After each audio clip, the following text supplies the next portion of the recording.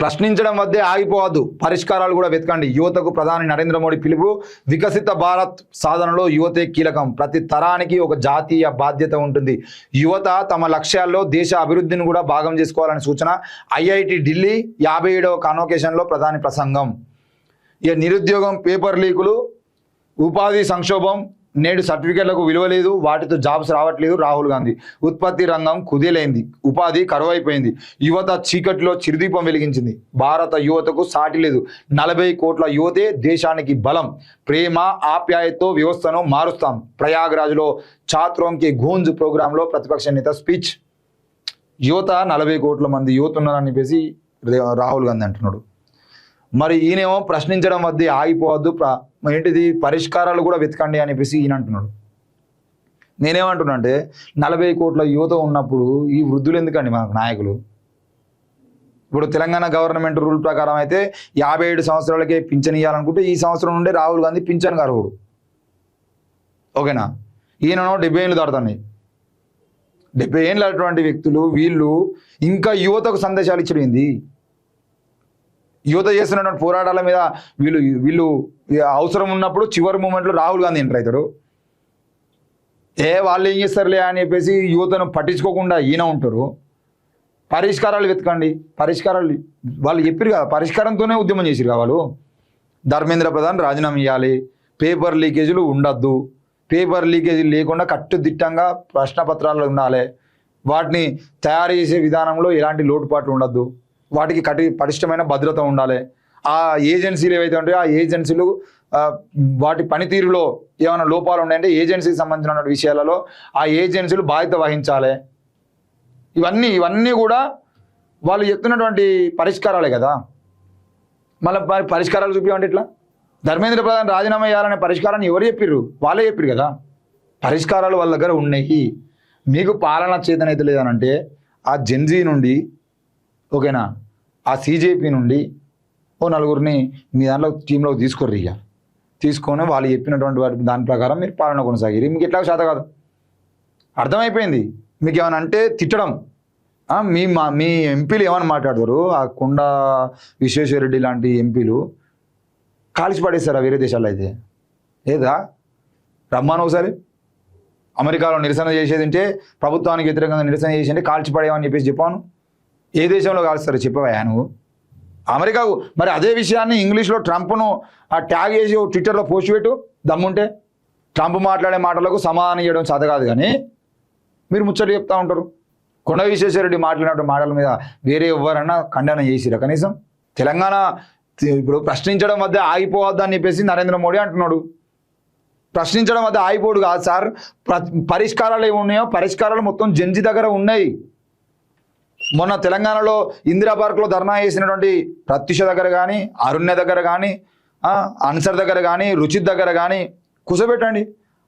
4-5 పిల్లలు ఉన్నారు, వాళ్ళని కూర్చోబెట్టి రేవంత్ రెడ్డి గారు కానీ బీజేపీ తెలంగాణ నాయకులు కానీ కూర్చోబెట్టి మాట్లాడండి వాళ్ళతోని. ఎందుకు కనబడరు? పరిష్కారాలు ఎందుకు చూపించడం నేను చూపిస్తా. డిబేట్ పెడితే చిన్న వాళ్ళు పిల్లలే అనిపిస్తుంది, కానీ వాళ్ళని కూర్చోబెట్టి మాట్లాడుతూ ఉంటే వాళ్ళు ఇక్కడ ఉన్నటువంటి ఏ కిషన్ రెడ్డికి ఏ రేవంత్ రెడ్డికి సరిపోయేంత రాజకీయాలు మాట్లాడగలుగుతున్నారు. ఆ స్థాయిలో వాళ్ళకు జ్ఞానం ఉన్నది. పరిష్కారాల విషయం ఏంటంటే సార్ నాకు అర్థం కాదు. పేపర్ లీకేజీల మీద మాట్లాడితే పరిష్కారం ఏం? పేపర్ లీకేజీల మీద పరిష్కారం ఏముంటుంది నాకు అర్థం కాదు. యువత తమ లక్ష్యాల్లో దేశ అభివృద్ధిని కూడా భాగం. అసలు దేశాభివృద్ధి ఎవరి చేతుల్లో ఉంటుంది? బడ్జెట్ లక్షల కోట్ల రూపాయల బడ్జెట్ ఏడిపోతుంది దేశాభివృద్ధి జరగకుండా. విజయ్ మాల్యా ఎక్కడండి? కోట్లాది రూపాయలు తీసుకొని పోయినటువంటి విజయ్ మాల్యా దగ్గర నుండి డబ్బులు రికవరీ కావు. ఇక ఆ మధ్యలో రాహుల్ గాంధీ చేసినటువంటి కామెంట్ మీకు తెలుసు కదా, మోదీ పేరుతో ఉన్న వాళ్ళందరూ దేశాన్ని దోసుకుంటారనే విషయము. మరి వాళ్ళ దగ్గర నుండి డబ్బులు రికవరీ కావు. మరి దేశాభివృద్ధి ఎట్లా జరుగుతుంది? ఇక అంబానీ అదానీ ఆస్తులను పెంచడమా దేశాభివృద్ధి? దేశాభివృద్ధి జరగాలని చెప్పేసి యువతకు పిలుపునిచ్చే దేశాభివృద్ధి వైపు మీ లక్ష్యాలు పెట్టుకోవాలని చెప్పేసి మాట్లాడుతున్నాడు నరేంద్ర మోడీ గారు. మీ లక్ష్యం ఏం పెట్టుకున్నారు? అంబానీ అదానీల ఆదాయాలు పెంచడమా? అడవుల్ని కార్పొరేట్లకు అప్పయపడమా? దేశంలో ఉన్నటువంటి ప్రభుత్వ ఆస్తులు మొత్తాన్ని ప్రైవేట్ పరం చేయడమా? ఏం చేస్తున్నారు? మీ పాలనలో మీరు చేస్తున్నది ఏంది? మీ లక్ష్యం ఏంది? దేశ సంపద మొత్తాన్ని కార్పొరేట్ చేతుల్లో పెట్టి దేశాన్ని అభివృద్ధి వైపు తీసుకుపోయి అటువంటి ఆలోచనలు చేయాలని చెప్పేసి నిరుద్యోగ యువతకు చెప్పేది అంటే దానికన్నా అంతకన్నా దిగజారుడు మాటలు ఏమైనా ఉంటాయా? దేశ సంపదను ఏం చేద్దాము, దేశ సంపదలో భాగం ఎంత అని చెప్పేసి కూర్చోబెట్టి మాట్లాడండి. అప్పుడు కదా అసలు విషయాలు బయటపడతాయి. 12 ఏళ్లలో అదాని ఆస్తులు ఎట్లా పెరిగినాయి, అంబానీ ఆస్తులు ఎట్లా పెరిగినాయి, నల్లధనం బయటికి తీసుకొస్తా అని చెప్పేసి ప్రతి అకౌంట్లో 10 లక్షల రూపాయలు ఇస్తా అని చెప్పేసి మాట్లాడినటువంటి మీ మాటలు ఎక్కడ పోయినాయి? నల్లధనం ఎందుకు వెనక్కి రాలేదు? నోట్లు రద్దు జరిగేది ఉంటే ప్రతి అకౌంట్లో 10 లక్షలు ఎందుకు వాళ్ళలేదు? ఎడపోయినాయి సార్ పైసలన్నీ? మీ బీజేపీ పార్టీ ఆఫీసులు కట్టుకోవడానికి అయితే కోట్లాది రూపాయలు ఈరోజు కనబడతా ఉంటాయి. కోట్లాది రూపాయలతో మీ పార్టీ ఆఫీసులు కడతారు. ఈరోజు దేశ అభివృద్ధి మాత్రం యువత చేయాలనా? యువతను మీరు ఏడబట్టించుకుంటారు? స్కాలర్షిప్లు మంజూరు కావు, యూజీసీ రూల్స్లో ఉన్నటువంటి రూల్స్ పాటించరు, యూనివర్సిటీలను పట్టించుకోరు, ప్రైవేట్ యూనివర్సిటీలను పెంచుకుంటూ పోతారు. ఉపాధి కల్పించారంటే బజ్జీలు వేసుకొని బతుకురు అంటారు, ఛాయ్ కొట్లు పెట్టుకోమని మాట్లాడతారు. ఇక మీరేమో రోడ్లు వేసేది ఉంటే రోడ్లు వేసినటువంటి తెల్లారి రోడ్లు మొత్తం కూలిపోతూ ఉంటాయి, బ్రిడ్జిలు కూలిపోతూ ఉంటాయి. రోడ్డు మీద బీజేపీ పాలనలో వేసినటువంటి రోడ్ల మీద ప్రయాణం చేయాలంటే భయపడేటువంటి పరిస్థితులు మీ డబుల్ ఇంజన్ సర్కారులోనే కనబడుతూ ఉంటాయి. మీ ఇంజనీర్లు కట్టేటువంటి బ్రిడ్జిలు అసలు ఆ రకమైనటువంటి 90 డిగ్రీస్ బ్రిడ్జిలు ఎక్కడ లేవు అని చెప్పేసి ప్రపంచం మాట్లాడుకుంటూ ఉంది. ప్రపంచంలో 7 వండర్స్ ఏంటి అని చెప్పేసి కొడితే వచ్చేటువంటి వార్తలు ఏవైతే ఉంటాయో, ఇండియాలో 7 వండర్స్ అని కొట్టేది ఉంటే వచ్చేటువంటి వార్తలు కేవలం మీ బీజేపీ పాలనలో జరిగినటువంటి స్కామ్లే కనబడతా ఉన్నాయి, మీరు నిర్మించిన నిర్మాణాలే కనబడతా ఉన్నాయి.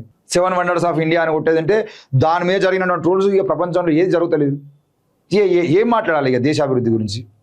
అంబానీ అదానీ ఆస్తులను పెంచడం అనే ప్రధాన లక్ష్యంగా పెట్టుకొని ముందుకు పోతున్నటువంటి మీకు దేశాభివృద్ధి గురించి చెప్పేటువంటి అర్హతలు కూడా లేవు. కనీసం ఆర్ఎస్ఎస్ యువత కోసం అని మీరు ఏమైనా చేస్తారా అంటే పొద్దున్న కర్రలు పట్టుకొని గ్రౌండ్కి రారి, జై శ్రీరామ్ నినాదాలు ఇవ్వండి. మనం పీర్ల పండుగకి ఎవరం పోవద్దు, మనం ఇంకో ఏంటి హలాలు చేసుకోవద్దు, ఎవడన్నా కోవా బన్నామితే వాని మీద గొడవలో పోవాలి. మొత్తం యువతకు మీరు ఇవి నేర్పి మీ పిల్లల్ని మాత్రం మంచి మంచి స్థాయిలో కూర్చోబెట్టుకొని వాళ్ళ మంత్రులు చేసి టాలెంట్ లేకపోయినా వాళ్ళకు ఏంటి అటు క్రికెట్ టీం గోల్ని పెట్టి ఈ టీం గోల్ని పెట్టి లక్షల కోట్ల రూపాయలు కార్పొరేట్ చేతులలో పెట్టి దేశ అభివృద్ధి మాత్రం మీరు చేయాలని చెప్పేసి యువతకు సందేశాలు ఇస్తారా? యువతకు సందేశాలు ఇచ్చేటప్పుడు ఇంకో మన దేశ బడ్జెట్ ఇన్ని లక్షల కోట్లు, ఇన్ని లక్షల కోట్లలో మేము జన్జీని కోరుతా ఉన్నాం, ఎన్ని లక్షల కోట్ల రూపాయల బడ్జెట్ని దేని మీద పెట్టుబడులు పెడదాము, ఆ పెట్టుబడులకు సంబంధించిన విద్య విషయంలో ఎంత పెడదాము, వైద్యం విషయంలో ఎంత పెడదాము, ఉచితాలకు సంబంధించిన విషయంలో ఎంత పెడదాము, ఉపాధికి సంబంధించిన విషయంలో ఎంత పెడదాము, ఉద్యోగాలకు సంబంధించిన విషయంలో ఎంత పెడదాము, ఇవన్నిటి మీద మీరు ఒక ప్లాన్ వేయండి. ఆ ప్లాన్ ప్రకారం కూర్చొని మాట్లాడదాం, ఒక అఖిలపక్ష సమావేశం పెడదాం అని చెప్పేసి అనండి. కనీసం ఒకసారి ప్రెస్ మీట్ పెట్టండి. మీరు మొన్న అభిజిత్ దీప్కి మీరు కామెంట్ చేసేది అంటే నీకు ఎక్కడెక్కడ నుండి ఫండ్ వచ్చినాయో, ఫండ్స్ ఏం రాలేదు భయ్, నేను చదువుకున్నా స్కాలర్షిప్ వచ్చింది, ఇంకో నా స్కాలర్షిప్ బయట పెడుతున్నా, మీ సర్టిఫికేట్లు బయట పెట్టండి అంటే ఏం జరిగింది? కనీసం రిప్లై ఇచ్చిరా మీరు?